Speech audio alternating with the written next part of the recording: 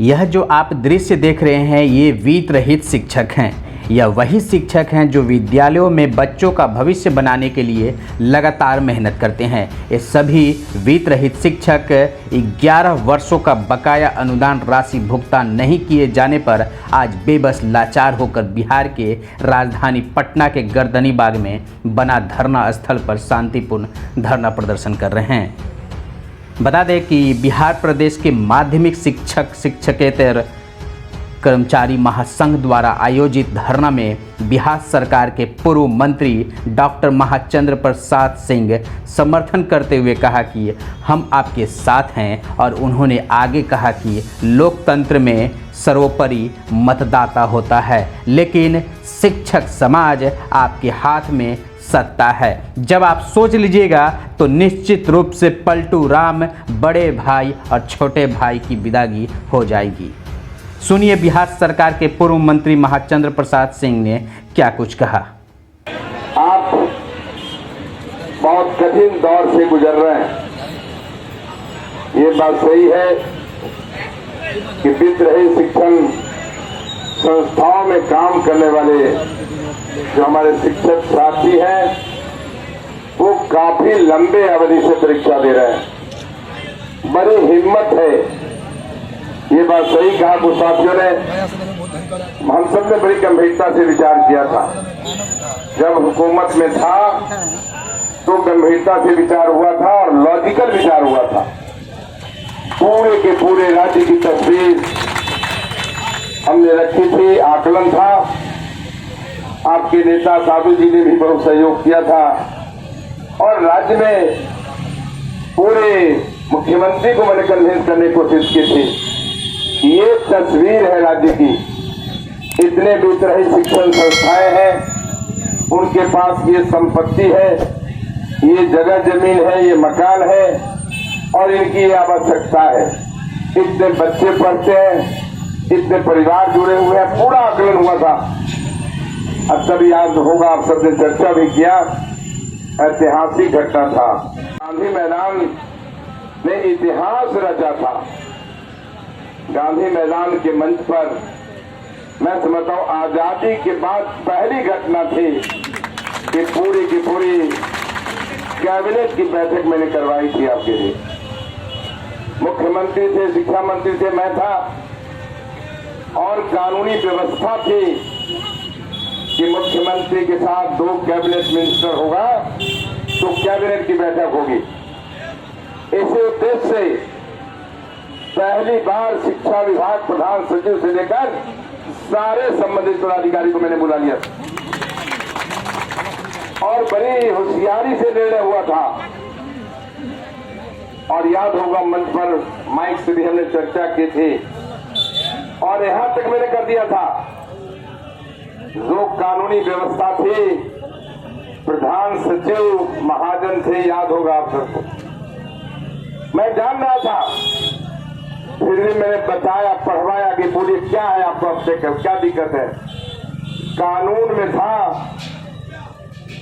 कि अब कांग्रेस हुकूमत में ही कानून बन गया था। अब हम लोग सरकार व्यक्तिगत रूप से ये निर्णय था, सरकारी निर्णय, कि अब किसी भी इंस्टीट्यूशन को हम टेक ओवर नहीं करेंगे। तो हम टेक ओवर नहीं होगा, अधिग्रहण नहीं होगा, उस वर्ड को डिलीट करवा दिया। जरूरत के अनुसार टेक ओवर होगा, अनुदान की बात तो बाद में उठी।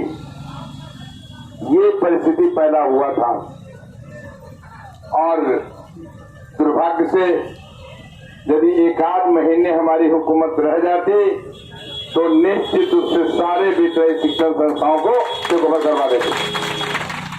जरूरत थी, हमने बड़ा डिटेल कैबिनेट में बात रखी थी और आकलन कर लिया था कि अभी सामान्य इंस्टीट्यूशन पर कितना हम खर्च कर रहे हैं, कितने बच्चे को पढ़ा रहे हैं, वित्त रहित संस्थाओं में कितना हम खर्च कर रहे हैं, कितने बच्चों को पढ़ा रहे हैं।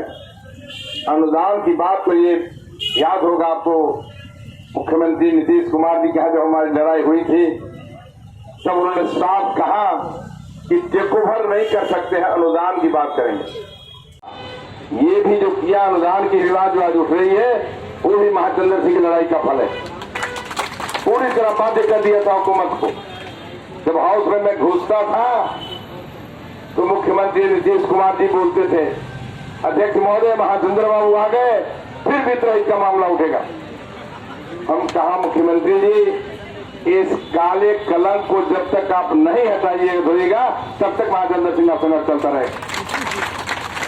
उसी क्रम में ये निर्णय हुआ। दुर्भाग्य मैं देख रहा हूं अभी 11 साल से आप सब करियर की, मैं तो सोच रहा हूं कि हाईकोर्ट जाऊंगा, सरकार को कटघरे में खड़ा करूंगा। यदि अनुदान प्रति वर्ष अनुदान के निर्णय है, यदि है सरकार का कैबिनेट का ही फैसला है, तो फिर 11 साल अनुदान क्यों नहीं मिला? क्या मामला है? ये बजट में व्यवस्था है, किसी के बाबूजी के घर से नहीं लेते हैं। बिल्कुल। जैसे आज जब मैं आया इधर तो देखा 1,100 से अधिक एम्बुलेंस लगा हुआ है।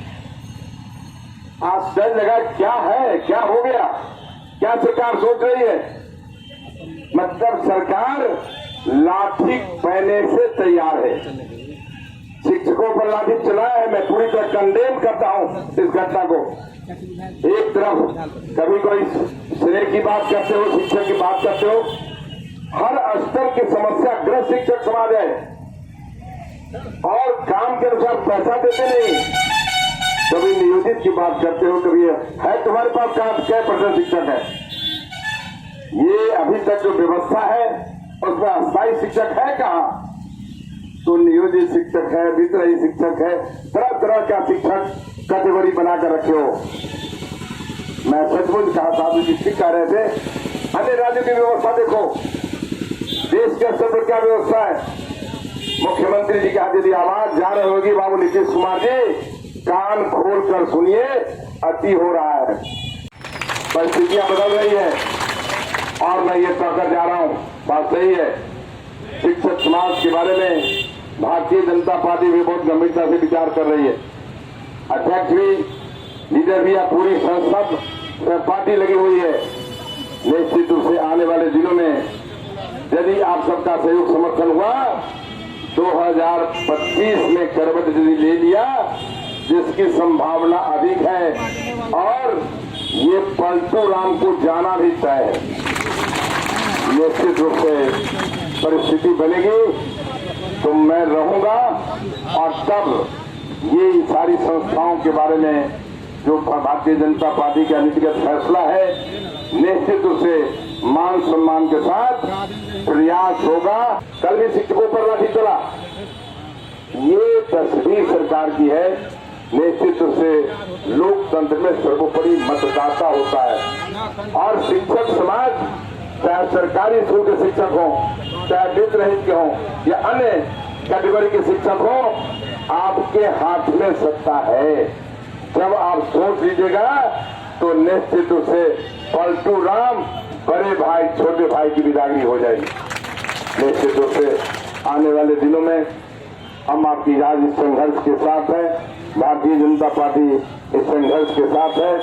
बिल्कुल भावना स्पष्ट है। प्रदेश अध्यक्ष सम्राट चौधरी लगातार चर्चा आपके बारे में कर रहे हैं, चाहे वित्तरहित हो या अन्य हमारे शिक्षण संस्था हो, कई तरह का।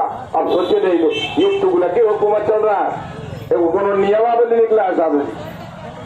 3 बार 4 बार परीक्षा देकर के आप शिक्षक बन गए, सरकारी स्कूल फिर कह रहा है कि परीक्षा देना पड़ेगा, आपको पब्लिक सर्विस में जाना पड़ेगा। ये तुगलकी हुकूमत हमने कभी सुना न देखा। निश्चित रूप से पूरी तरह सरकार फेल है, भ्रष्टाचार में डूबी हुई है, अराजकता फैला हुआ है, लोग गांव में काटे जा रहे हैं, मारे जा रहे हैं, और कहीं कहीं सुनकर के तो दिल दहल जाता है, इतनी बड़ी घटनाएं घट रही है। निश्चित ही हुकूमत की बिदागरी का समय आ गया। आप सबसे आग्रह करेंगे, गांव में आप रहते हैं, गांव का वातावरण बनाइए, और 2025 में हुकूमत छीन लीजिए। शिक्षक समाज चाहेगा तो निश्चित हुकूमत नीतीश कुमार, दोनों बड़े बड़े भाई छोटे भाई से छीना जाएगा।